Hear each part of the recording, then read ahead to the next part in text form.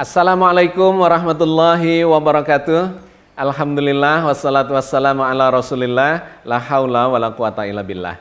Kita berjumpa lagi di dalam program Cangkir Tasawuf Modern episode 193. Kita lanjutkan kajian kita masih seputar Al-Hadis dan Al-Quran sebagai rujukan hukum di dalam memahami agama ini. Bagaimana peran Al-Hadis? Bagaimana peran Al-Quran? Dan khususnya hari ini kita akan mengambil sebuah kasus untuk memperdalam kajian kita dari beberapa episode yang terakhir. Dari beberapa episode yang kita sudah melakukan kajiannya, kita bisa menarik kesimpulan. Yang pertama, Al-Quran itu adalah rujukan utama yang bersifat mutlak. Tidak boleh memilih ayat ini meninggalkan ayat itu. Itu tidak bisa dilakukan pada Al-Quran Al-Karim. Jadi memahami Al-Quran harus bersifat menyeluruh, komprehensif, dan holistik. Yang kedua, Al-Quran itu kebenarannya dijamin oleh Allah sendiri. Allah yang menurunkan Al-Quran, Allah yang memeliharanya. Yang ketiga, hafalan ayat-ayat Al-Quran dan penulisannya itu diverifikasi langsung oleh Rasulullah ketika beliau masih hidup. Begitu beliau mendapatkan wahyu, beliau hafal, diperintahkan kepada sejumlah sahabat untuk menghafalkan dan sekaligus menuliskannya. Sehingga wahyu Al-Quran ini secara hafalan dan secara tekstual tertulis diverifikasi langsung oleh Rasulullah.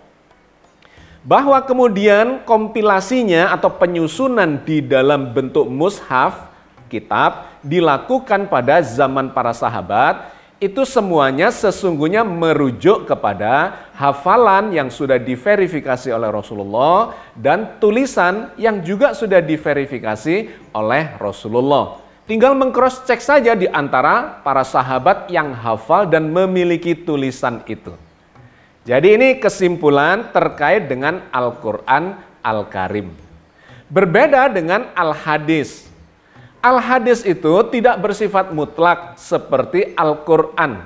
Hadis itu boleh dipilih. Bahkan sejarah menunjukkan memang para ulama hadis itu memilih hadis-hadis dikarenakan ada hadis yang palsu, ada hadis yang lemah, ada hadis yang hasan, ada yang sahih, ada yang kuat karena mutawatir dan seterusnya.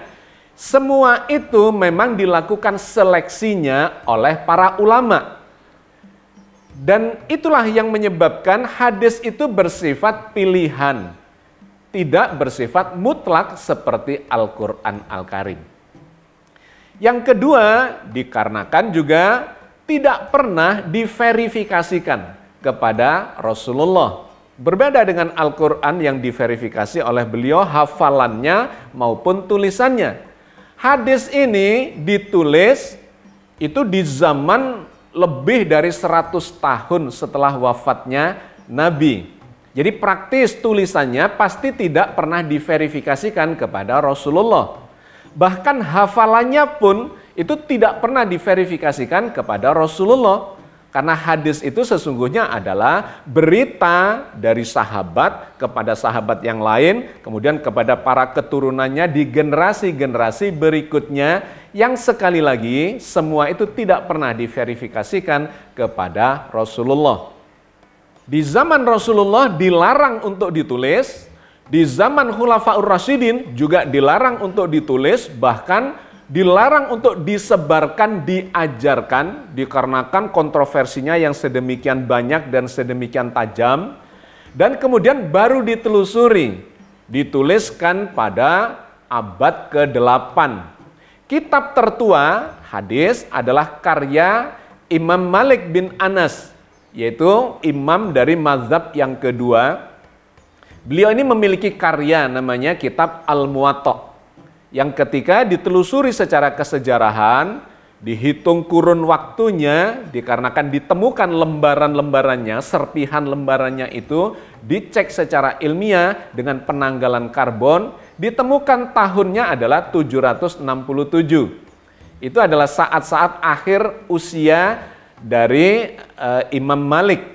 Artinya hadis tertulis itu memang terbukti dari zaman kira-kira 140-an Hijriah setelah zamannya Rasulullah. Karena itu tidak heran banyak versi dari hadis itu. Dari periwayat yang berbeda-beda ditemukanlah redaksinya berbeda-beda dengan kualitas hadis yang juga berbeda-beda. Terjadi banyak perselisihan di antara periwayatnya, bahkan terjadi hadis-hadis yang bertentangan. Itu memang dikarenakan prosesnya seperti itu, tidak pernah diverifikasi langsung kepada sumber utamanya, yaitu Rasulullah Sallallahu Alaihi Wasallam. Nah, sahabat sekalian, kalau kita baca dalam sejarah, maka bermunculan hadis-hadis itu sepanjang waktu setelah Rasulullah wafat. Dan yang menarik yang akan kita lakukan kajiannya pada kali ini adalah hadis-hadis yang bersifat politis. Hadis-hadis yang sangat tendensius, di mana hadis-hadis itu melakukan klaim-klaim terhadap kelompok, terhadap golongan tertentu, dan kemudian bisa mengkafirkan golongan yang lain. Bisa menuding sesat golongan yang lain, bahkan mengatakan selain kelompoknya itu masuk neraka. Yang masuk surga adalah kelompoknya sendiri. Nah, hadis-hadis yang seperti ini bermunculan di zaman konfliknya umat Islam. Jadi kita melihat di dalam sejarah, setelah Nabi wafat, itu mulai memunculkan friksi di antara kelompok. Ketika Rasulullah wafat itu, setidak-tidaknya ada 3 kelompok yang berbeda meskipun tidak dalam friksi yang sangat keras, tetapi mereka ini, kelompok-kelompok ini membicarakan siapa pengganti Rasul untuk memimpin umat Islam, setidak-tidaknya di dalam sisi politik atau kekuasaan. Karena sebagai nabi tentu saja tidak ada yang bisa menggantikan. Tetapi sebagai pemimpin umat itu harus dicari penggantinya. Maka ada 3 kelompok. Yang pertama adalah kelompok muhajirin, yaitu orang-orang yang berhijrah dari Mekah bersama Rasulullah. Mereka seringkali menganggap kami ini adalah kelompok awal yang paling tahu tentang ajaran itu karena mengikuti Nabi sejak awal. Kelompok yang kedua adalah kelompok Ansor, yaitu orang-orang Madinah yang menolong para muhajirin ini untuk tinggal secara nyaman dan kemudian memiliki kehidupan yang layak secara sosial di Madinah. Yang ketiga adalah kelompok Bani Hashim, yaitu keluarga besar Nabi, di mana di situ ada sejumlah keluarga Nabi mulai dari istrinya, menantunya sampai kepada paman-pamannya. Mereka ini adalah kelompok Bani Hashim.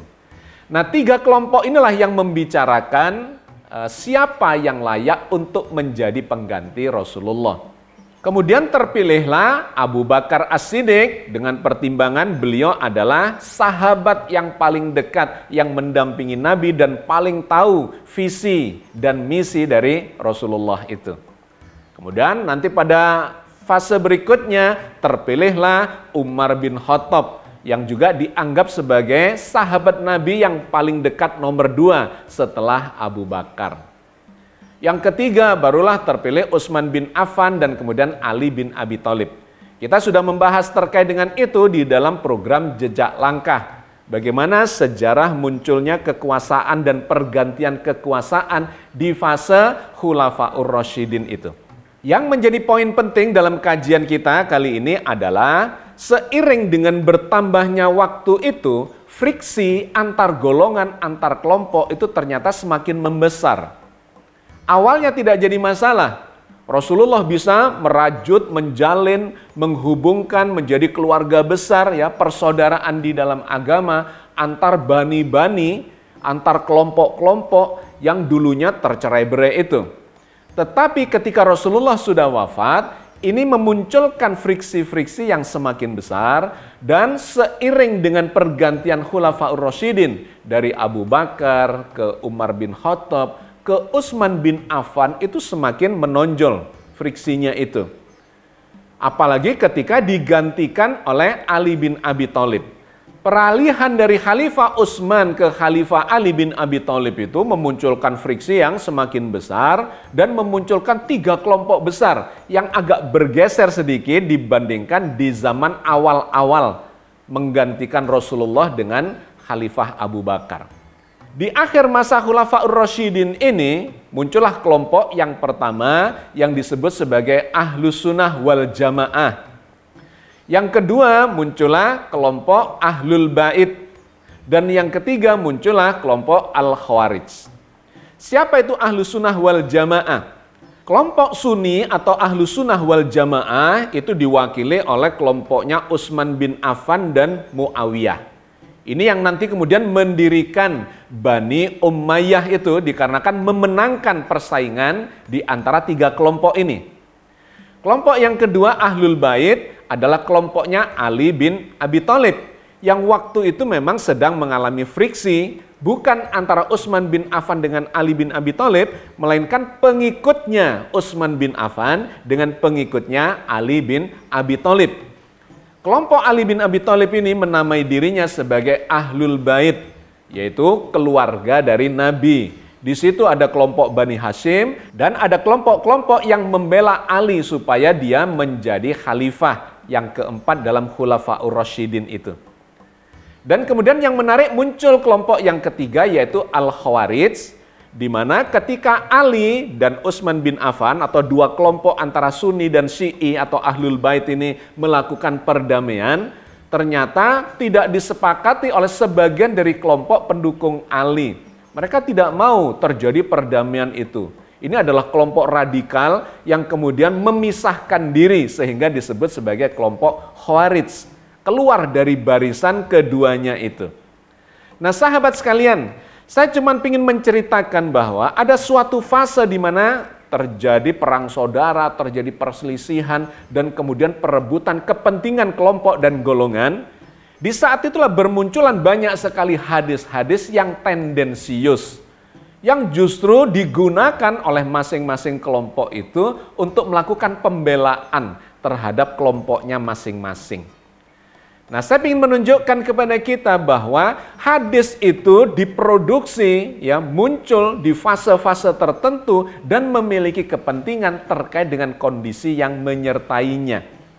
Karena itu hadis itu memang dipilih oleh ulama-ulama tertentu dan kemudian bahkan oleh imam-imam yang memiliki jamaah tertentu yang itu sesuai dengan kepentingan kelompok yang bermunculan di era friksi atau konflik antar umat Islam di waktu itu.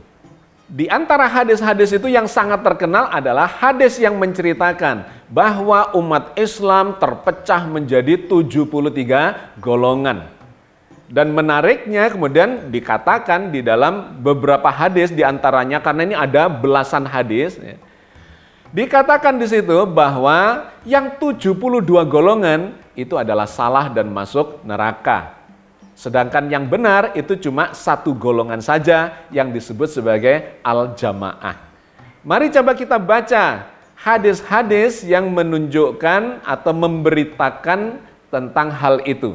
Berikut ini. Hadis yang pertama dari Abu Hurairah radhiyallahu anhu, dia berkata, Rasulullah Shallallahu alaihi wasallam telah bersabda, kaum Yahudi telah terpecah menjadi 71 golongan atau 72 golongan. Dan kaum Nasrani telah terpecah menjadi 71 atau 72 golongan. Dan umatku akan terpecah menjadi 73 golongan. Hadis riwayat Abu Dawud, At-Tirmidzi, Ibnu Majah, Ibnu Ahmad, dan Al-Hakim. Hadis ini memberikan berita yang bersifat netral atau general bahwa umat Islam akan terpecah-pecah menjadi 73 golongan.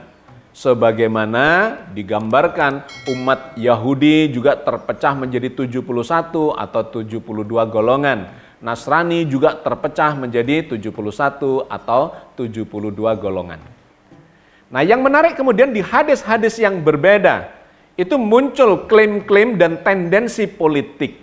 Misalnya seperti hadis berikut ini yang bersumber dari Muawiyah, di mana Muawiyah ini adalah dalam satu kelompok dari 3 kelompok tadi, yaitu kelompok Ahlus Sunnah wal Jamaah.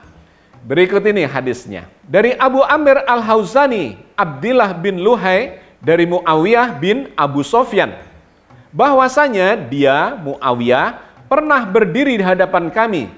Lalu ia berkata, ketahuilah sesungguhnya Rasulullah Shallallahu Alaihi Wasallam pernah berdiri di hadapan kami.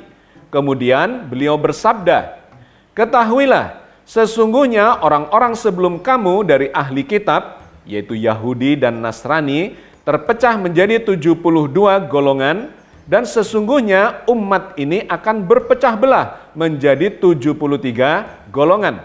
Adapun yang 72 akan masuk neraka dan yang 1 golongan akan masuk surga, yaitu Al-Jamaah.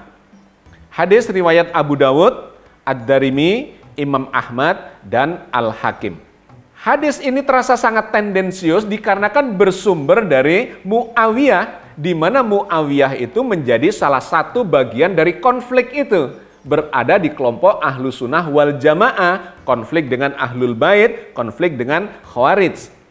Maka ketika ini bersumber dari dia dan kemudian muncul klaim bahwa 72 golongan bakal masuk neraka dan 1 golongan saja yang masuk surga, kemudian dia menyebutkan siapa itu, dia adalah dari kelompok Muawiyah yang disebutnya sebagai Al-Jamaah.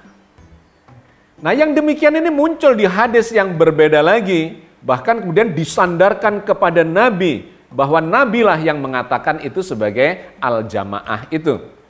Berikut ini. Dari Auf bin Malik, ia berkata, Rasulullah Shallallahu Alaihi Wasallam bersabda, Yahudi terpecah menjadi 71 golongan. 1 golongan masuk surga dan yang 70 di neraka. Dan Nasrani terpecah menjadi 72 golongan. Yang 71 golongan di neraka dan yang 1 di surga. Dan demi yang jiwa Muhammad berada di tangannya, umatku benar-benar akan terpecah menjadi 73 golongan. Yang 1 di surga dan yang 72 golongan di neraka. Ditanyakan kepada beliau, siapakah mereka 1 golongan yang masuk surga itu, wahai Rasulullah? Beliau menjawab, Al-Jamaah. Hadis riwayat Ibnu Majah, Ibnu Abi Hashim, dan Al-Lalikai. Dan yang keempat, ada lagi hadis yang berbeda dengan redaksi yang berbeda dari sumber periwayatan yang berbeda berikut ini. Dari Abdullah bin Amr, ia berkata, Rasulullah Shallallahu Alaihi Wasallam bersabda, sesungguhnya Bani Israel berpecah menjadi 72 milah, semuanya di neraka, kecuali 1 milah saja, dan umatku akan terpecah menjadi 73 milah, yang semuanya di neraka, kecuali 1 milah. Para sahabat bertanya, siapa mereka wahai Rasulullah? Beliau Shallallahu Alaihi Wasallam menjawab, apa yang aku dan para sahabatku berada di atasnya. Hadis riwayat At-Tirmidzi nomor 2641. Poin penting dari hadis ini adalah menggambarkan terjadinya perpecahan di kalangan umat Islam, sebagaimana terjadi di umat-umat yang sebelumnya. Dan menariknya kemudian muncul klaim-klaim di dalam hadis itu terhadap 1 kelompok, 1 golongan di antara umat Islam yang sedang mengalami konflik itu. Nah, sahabat sekalian, hadis-hadis yang seperti ini, yang tendensius seperti ini, bermunculan di era konfliknya umat Islam itu. Dan ini harus diteliti dengan sangat baik dan kemudian di-cross-checkkan dengan Al-Quran Al-Karim. Bagaimana semangat yang diajarkan oleh Al-Quran itu dibandingkan dengan semangat keumatan yang digambarkan oleh hadis-hadis yang menggambarkan ada 73 golongan dan hanya 1 yang masuk ke dalam surga itu. Mari kita coba lihat di dalam Al-Quran. Bagaimana semangat Al-Quran menggambarkan dan memotivasi umat ini justru supaya jangan tercerai-berai. Berbeda dengan hadis-hadis tadi yang justru menggambarkan perpecahan itu dan kemudian terjadi klaim-klaim oleh kelompok tertentu yang mengatakan bahwa dirinya sajalah yang akan pantas masuk ke dalam surga. Di dalam Al-Quran ada sejumlah ayat yang menggambarkan tentang kondisi yang pecah belah atau tercerai-berai itu, tetapi semangatnya adalah untuk mempersatukan kembali. Misalnya yang difirmankan Allah di dalam surat An-Nahl ayat 92. وَلَا تَكُونُوا كَالَّتِي نَقَضَتْ غَزْلَهَا مِنْ بَعْدِ قُوَّةٍ أَنْكَثًا تَتَّخِذُونَ أَيْمَانَكُمْ دَخَلًا بَيْنَكُمْ أَنْ تَكُونَ أُمَّةٌ هِيَ أَرْبَى مِنْ أُمَّةٍ إِنَّمَا يَبْلُوكُمُ اللَّهُ بِهِ وَلَا يُبَيِّنَنَّ لَكُمْ يَوْمَ الْقِيَامَةِ مَا كُنْتُمْ فِيهِ تَخْتَلِفُونَ. Dan janganlah kamu seperti seorang perempuan yang menguraikan benangnya yang sudah dipintal dengan kuat menjadi cerai-berai kembali. Kamu menjadikan sumpahmu sebagai alat penipu di antaramu, disebabkan adanya satu golongan yang lebih banyak jumlahnya dari golongan yang lain. Sesungguhnya Allah hanya menguji kamu dengan hal itu. Dan sesungguhnya di hari kiamat akan dijelaskannya kepadamu apa yang dahulu kamu perselisihkan. Ayat ini menggambarkan bahwa Rasulullah itu sudah berusaha menyambungkan tali silaturahim di antara kelompok-kelompok umat yang berbeda dan mungkin berseberangan kepentingan. Digambarkan seperti seorang wanita yang sudah memintal benang itu untuk menjadi pakaian. Tetapi pintalan itu kemudian dicerai-beraikan kembali. Nah, Allah mengingatkan, jangan begitu. Umat yang sudah dipersatukan oleh Rasulullah, jangan dibikin tercerai-berai kembali. Jadi kita melihat semangatnya, bahwa terjadi perpecahan itu ya sebuah keniscayaan perbedaan-perbedaan di antara kelompok-kelompok yang mungkin beda kepentingan. Tetapi Al-Quran selalu mengatakan dan mendorong, memotivasi, jangan dicerai-beraikan, kumpulkan kembali, dipersaudarakan kembali.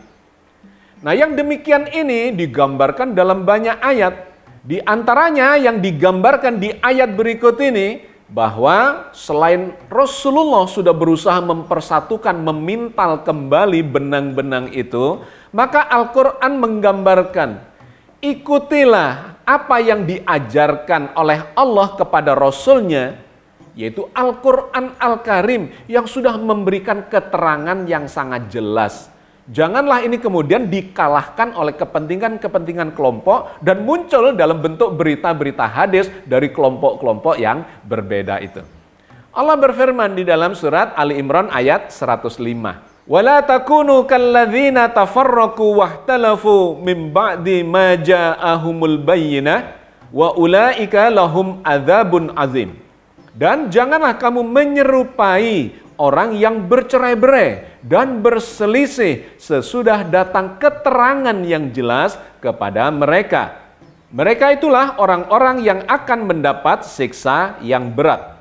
Di ayat yang berbeda dalam surat Ali Imran 103, diperintahkan oleh Allah, berpeganglah kepada tali Allah. Dengan berpegang kepada tali Allah yang sama, maka akan kokoh, akan teguh persatuan umat itu. Dilarang bercerai-berai. Surat Ali Imran 103. Wa'tasimu bihablillahi jami'an wa la tafarraqu wa dzkuru ni'matallahi 'alaikum idz kuntum a'da'an fa'alafa baina qulubikum fa asbahtum bi ni'matihi ihwana wa kuntum ala syafa hufratin minan nari fa anqazakum minha kadzalika yubayyinullahu lakum ayatihi la'allakum tahtadun.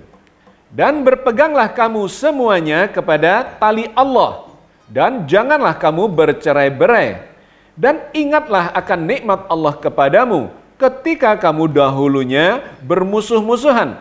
Maka Allah mempersatukan hatimu. Lalu menjadilah kamu karena nikmat Allah orang-orang yang bersaudara. Dan kamu telah berada di tepi jurang neraka. Lalu Allah menyelamatkan kamu daripadanya. Demikianlah Allah menerangkan ayat-ayatnya kepadamu agar kamu mendapat petunjuk. Yang demikian ini diulang-ulang lagi di berbagai ayat yang berbeda. Misalnya dalam surat Al-An'am ayat 153, di mana Allah mengatakan, kalau kalian mengikuti berpegang pada tali Allah yang sangat kuat itu, kalian berada di atas jalan yang lurus. Allah terus mendorong, memotivasi agar kita mengikuti petunjuk dari Allah, difirmankan oleh Allah, disampaikan kepada Rasulullah, dan menjadi tali pegangan bagi umat Islam supaya tidak tercerai-berai. Surat Al-An'am 153. Wa anna hadza sirati mustaqiman fattabi'uh wa la tattabi'us subula fatafarraqu bikum an sabilih.